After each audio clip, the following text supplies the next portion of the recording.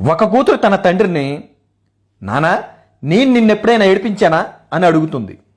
తండ్రి వెంటనే ఏడిపించావు. కూతురు షాక్ అయ్యి ఆశ్చర్యపోతూ, ఎప్పుడు నానా అని అడుగుతుంది. తండ్రి, అప్పుడు నీ వయసు సంవత్సరం రా, పాకుతూ ఇంట్లో సామాన్లన్నీ లాగేసేదానివి, అప్పుడే బుడిబుడి అడుగులు కూడా వేస్తున్నావు.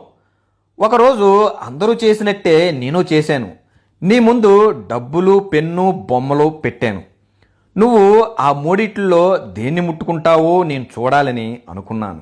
ఎందుకంటే దాన్ని బట్టి నువ్వు పెద్ద అయిన తర్వాత ఏమవుతావో తెలుసుకుందామనే ఒక చిన్న ఆశతో.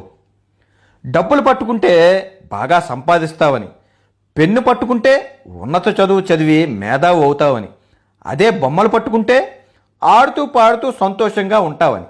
నేను నువ్వు దేన్ని ఎంచుకుంటావో పట్టుకుంటావో అని అలా చూస్తూ ఉన్నా. నువ్వు అందరినీ చూసి బిత్తరపోయి కూర్చొని చూస్తున్నావు. నేను నిన్ను చూస్తూనే ఉన్నా.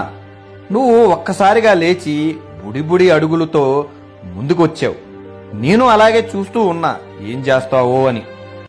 నువ్వు అక్కడ పెట్టిన మూడిటిని పక్కన తోసేసి ముసిముసి బోసి నవ్వులతో నా వైపు అడుగులు వేస్తూ వచ్చి నా ఒడిలో కూర్చున్నావు. నేను అస్సలు అనుకోలేదు వాటిని వదిలేసి నా దగ్గరికి వచ్చి నన్ను ఎంచుకుంటావు అని. అప్పుడు ఏడ్చానమ్మా ఆనందంతో నిన్నెత్తుకొని. దేవుడు తండ్రికిచ్చిన విలువైన మణిహారం కూతురు. తండ్రికి తల్లి, ఇంటికి వెలుగు కూతురు. తల్లిదండ్రులకి ఎంత దూరంలో ఉన్నా వాళ్ళని ఎప్పుడూ గుర్తు చేసుకునేది ఒక కూతురే. ఈ స్టోరీ రాసేటప్పుడు నాకు కంట్లో ఆనంద బాష్పాలు ఆగలేదు. నేను ఒక ఆడపిల్ల తండ్రినే.